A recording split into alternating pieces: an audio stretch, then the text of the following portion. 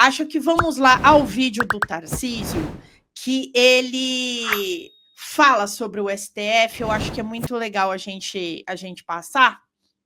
Vamos lá. Isso, talvez, porque ninguém aguente mais.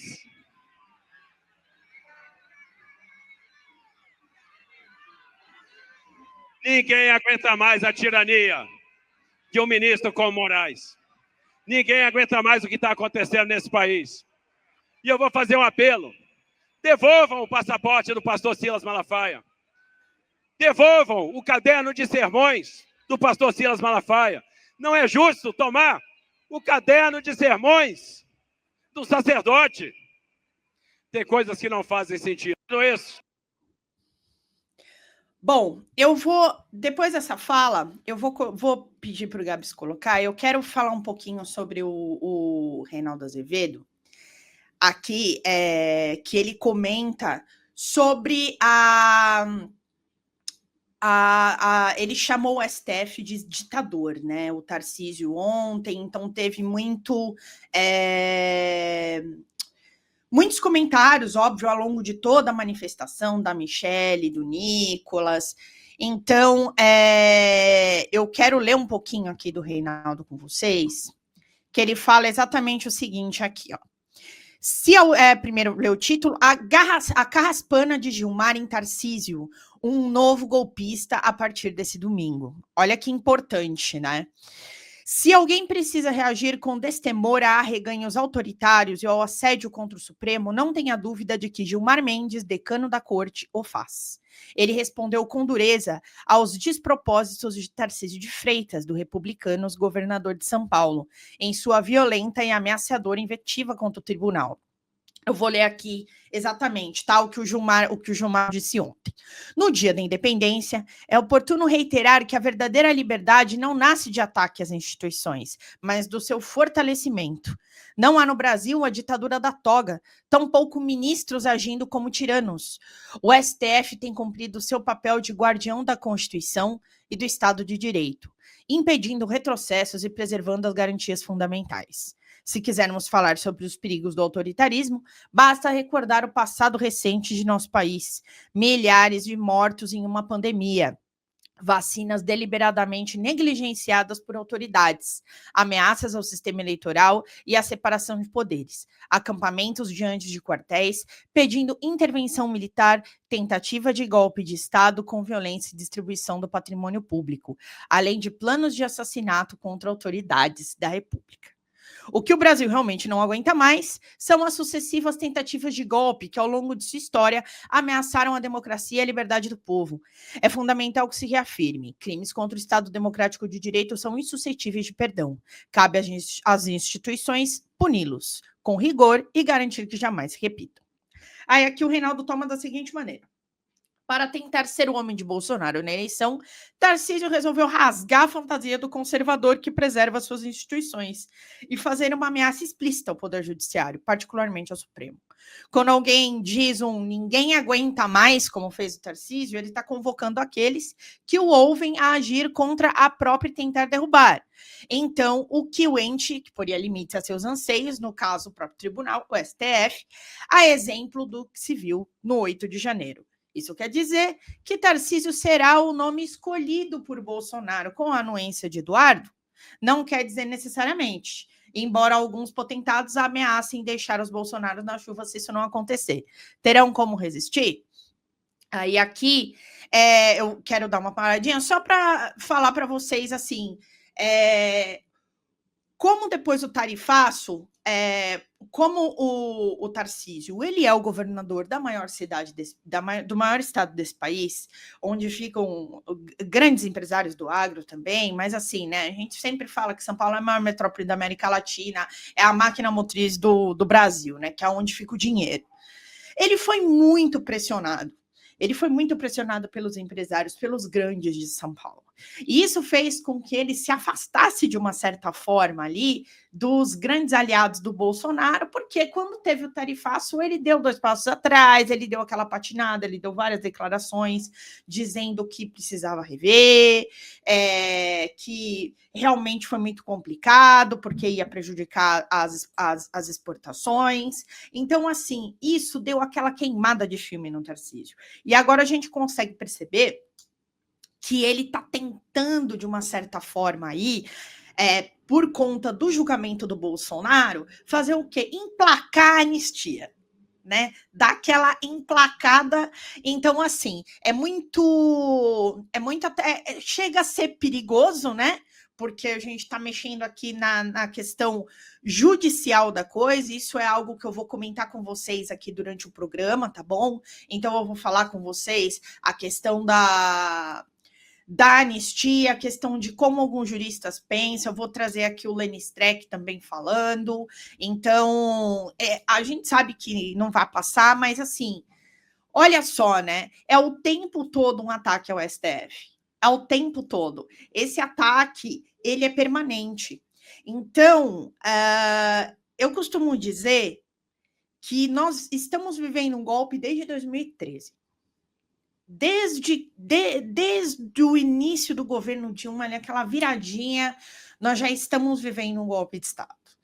Por quê? Porque vocês podem perceber que a partir daquele momento, o Centrão, ele literalmente ele veio para derrubar, assim. Então, todos os grandes líderes do executivo acabam tendo que fazer ali um amealhado com o Centrão para poder governar.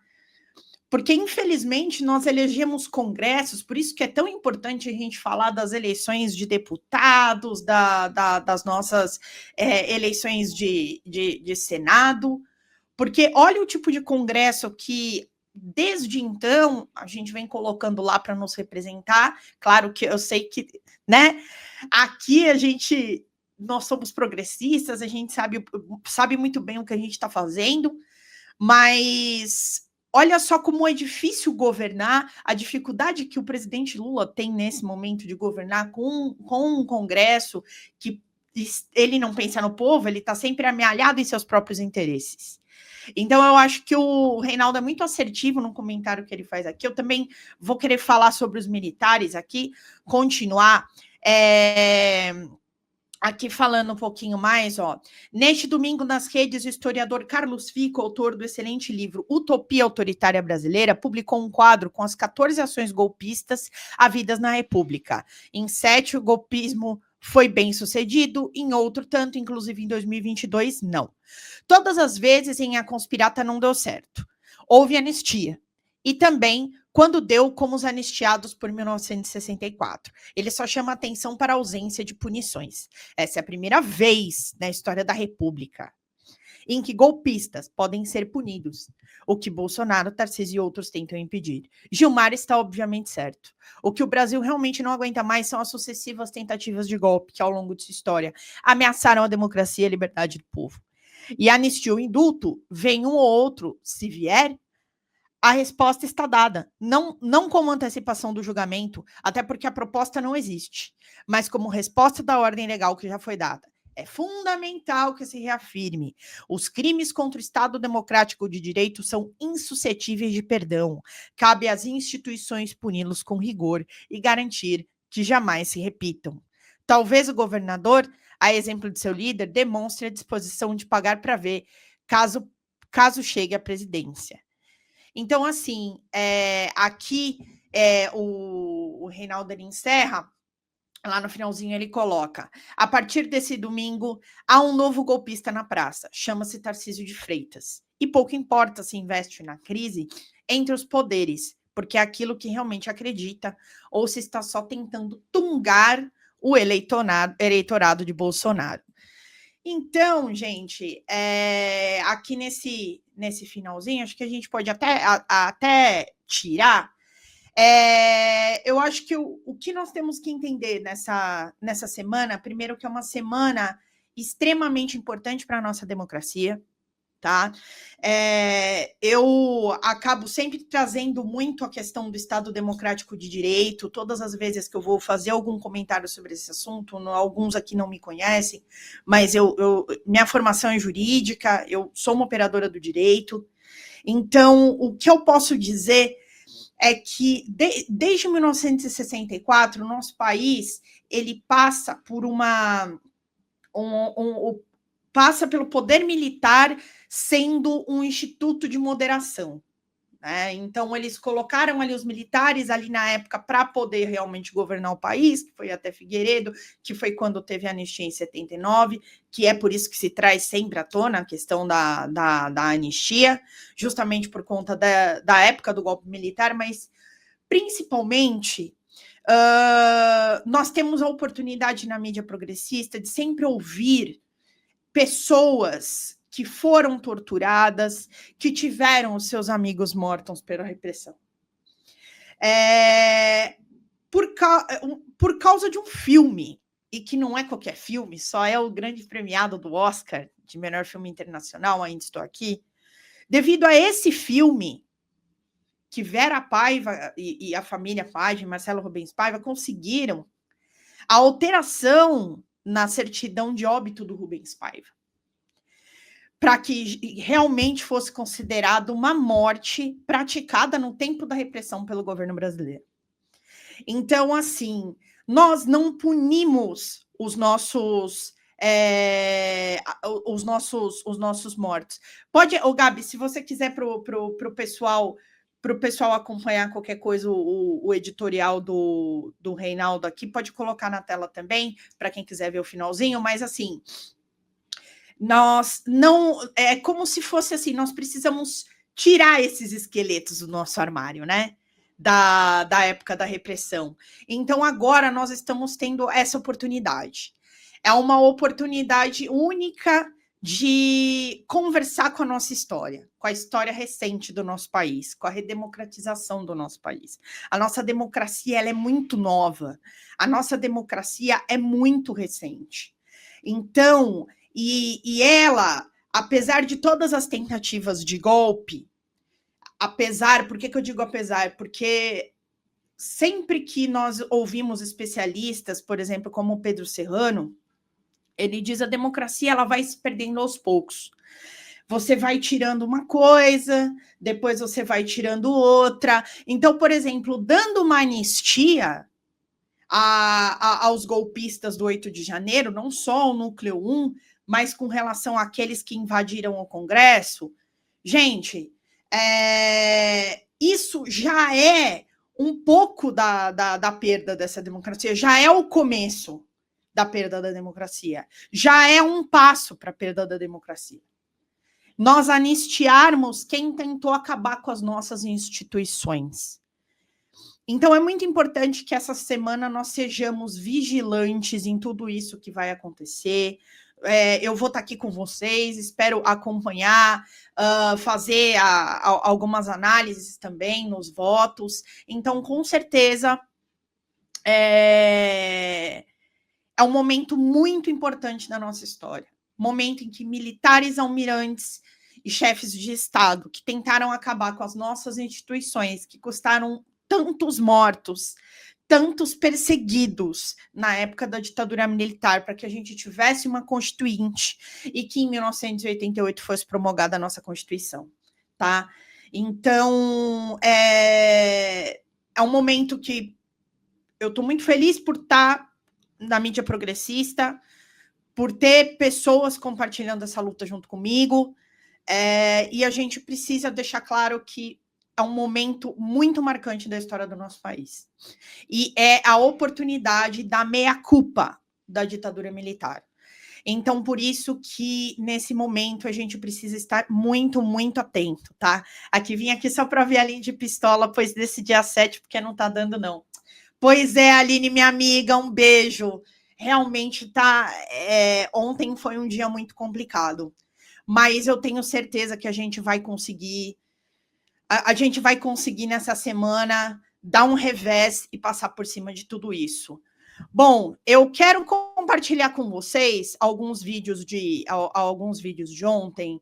Então, pessoal, vamos começar nossa segunda-feira, como eu falei, vigilantes e vamos juntos, porque nessa semana vai ter sentença e eu tenho certeza que o STF vai fazer o que ele tem que fazer, que é ser guardião da nossa Constituição e responder com uma sentença processual e material justa a todos esses acusados de tentativa de golpe de Estado, a derrubada do nosso Estado democrático.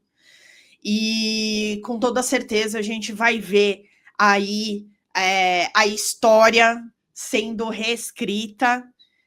E assim, né? Eu acho que esse golpe de 2023 trouxe muitas coisas à tona. O bolsonarismo ele tirou muitas baratas do ralo. Então, eu acho que essa semana a gente vai entrar num momento histórico. E é importante que a gente já inicie falando do 7 de setembro, que é o Dia da Independência, um dia tão importante também para o nosso país. E aqui vamos falar das manifestações, né? Então, Gabs, se der para colocar aqui a reportagem falando dos atos do 7 de setembro para eu ler com o pessoal, eu quero colocar aqui. Então, os atos de setembro levam os bolsonaristas às ruas, mas números decepcionam. Então, nós tivemos manifestações nas principais capitais do país. As manifestações desse 7 de setembro mostraram que a direita bolsonarista não conseguiu levar a quantidade de pessoas que os organizadores esperavam. Dados do monitor de debate político do SEBRAP apontam que o campo bolsonarista não lotou as avenidas como pretendia. Em Copacabana, no Rio, a concentração chegou a 30 mil pessoas. Na Paulista, em São Paulo, a movimentação não atingiu as projeções de um grande mar verde e amarelo. Aí, deixa eu ver um pouquinho mais para baixo, falando aqui, teve uma fala do Flávio Bolsonaro, tá? Isso aqui, por isso que até eu trouxe esse texto para destacar. O Flávio Bolsonaro defendeu uma anistia ampla, geral e restrita e pressionou os presidentes da Câmara e do Senado, Hugo Mota e Davi Alcolumbre, para aprovarem a proposta. Ele disse que, sem anistia eleitoral, não há pacificação no país. Os discursos repetiram a retórica contra o ministro Alexandre de Moraes e exaltaram a figura do ex-presidente ausente no ato por cumprir prisão domiciliar. Então, assim, eu não nesse momento aqui, a gente daqui a pouco nós vamos colocar só vou tomar um pouco de cuidado para colocar alguns discursos, principalmente do Silas Malafaia, gente, porque desmonetiza o canal, tá bom? Mas a gente vai falar, tá, do discurso dele também. Então, aqui, o que acontece? O Hugo Mota está sendo extremamente pressionado, tá? Por esse projeto da anistia ampla e restrita, que a gente vai colocar aqui. Tem um vídeo do Mídia Ninja explicando essa anistia. Primeiro eu vou falar dos atos, para depois a gente entrar nesse assunto, porque ele é um assunto mais técnico, e eu quero trazer para vocês com um pouquinho mais de detalhe e tentar simplificar um pouco aí, para a gente entrar a semana também entendendo o que está rolando. Então, aqui o que a gente comentou do Tarcísio, né? Então, o próprio Silas Malafaia, nós vamos mostrar aqui daqui a pouco, e outros do campo bolsonarista, eles estão considerando mais ou menos como se fosse assim, como eu comentei com vocês, o Tarcísio está tentando ali a anistia para o Bolsonaro para quê? Para ver se ele traz para perto dele, para a eleição de 2026, para a presidência de 2026, ele ter os aliados do Bolsonaro com ele. Tá? Então ele já está percebendo, tem aí uma tentativa do Centrão de dar uma escanteada no Bolsonaro, então o Tarcísio está se aproveitando disso, mas ele está querendo trazer a família Bolsonaro para perto dele.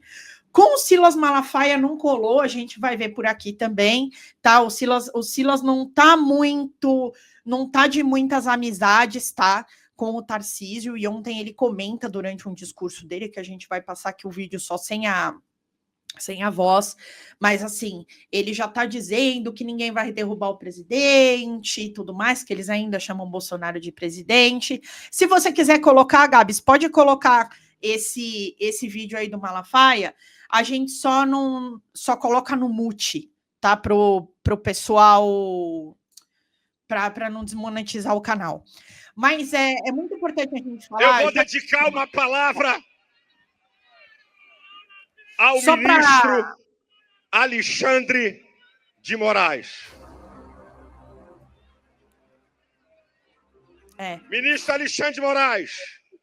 É a Xanda falando. Número 1. Aqui, Hebreus, livro da Bíblia, capítulo 13, versículo 6. Ousemos com confiança dizer: o Senhor é o meu ajudador. Não temerei o que me possa fazer o homem. Segunda mensagem para você, ministro Alexandre de Moraes.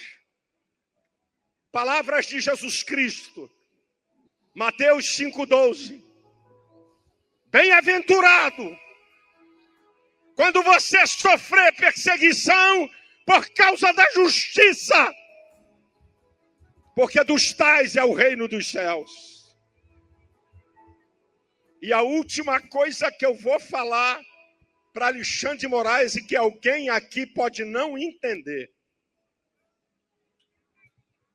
a maior batalha da Bíblia conhecida pelo mundo não cristão é o enfrentamento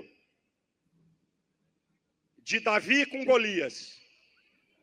1 Samuel, capítulo 17, versículo 45 ao 47, eu vou parafrasear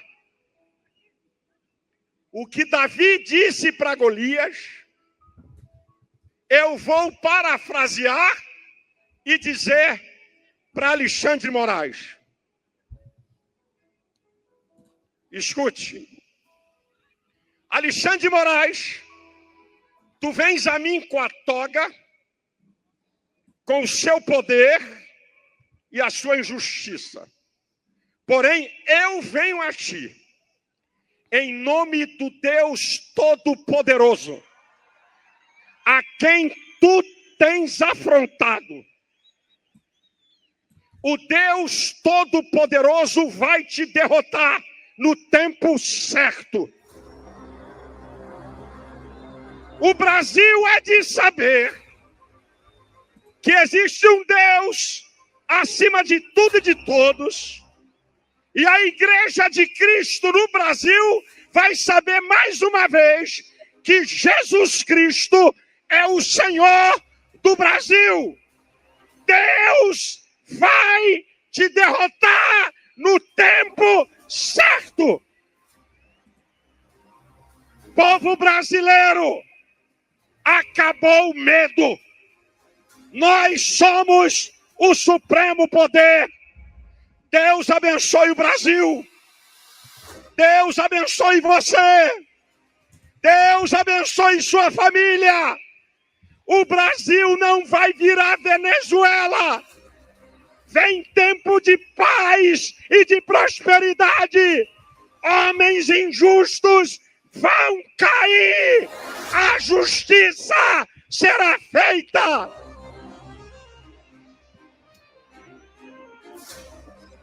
Final, amigo Bolsonaro.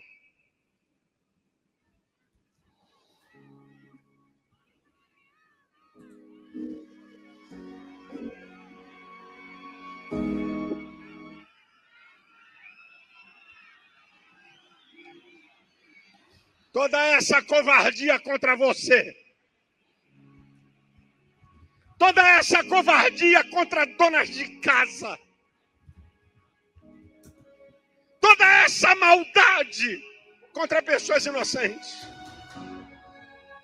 Um ex-presidente da República com uma tornozeleira eletrônica.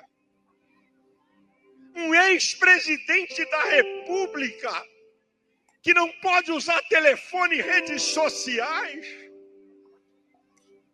Um ex-presidente da República que não pode sair de casa. E o meu nível é muito menor do que o dele. Um pastor que tem o passaporte apreendido. Os meus cadernos de anotações bíblicas. Acho que, gente, já deu, apreendido. né?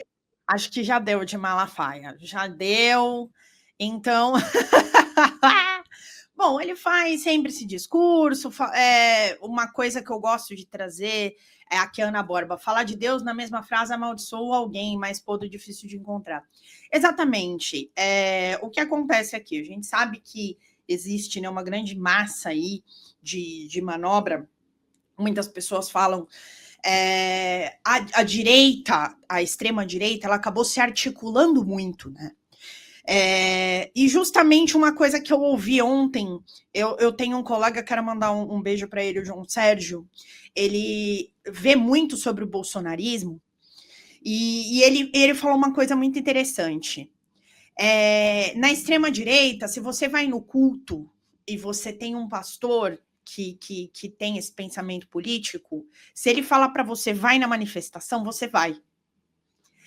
É muito maluco, assim. Por isso que a extrema-direita, e principalmente o pessoal da Igreja do Malafaia e tantos outros seguidores dele, assim, de verdade, é uma coisa que a gente precisa pensar, né?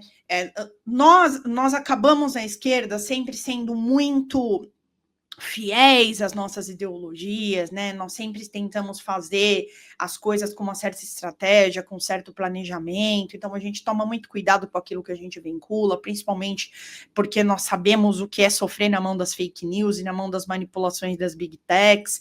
Então, é muito importante a gente analisar esse ponto, né, de quanto essa bancada, né, essa bancada evangélica, e aqui eu quero respeitar, inclusive, os evangélicos, aqueles que estão aqui na nossa audiência, eu quero respeitar, porque eu sei que não são todos, tá?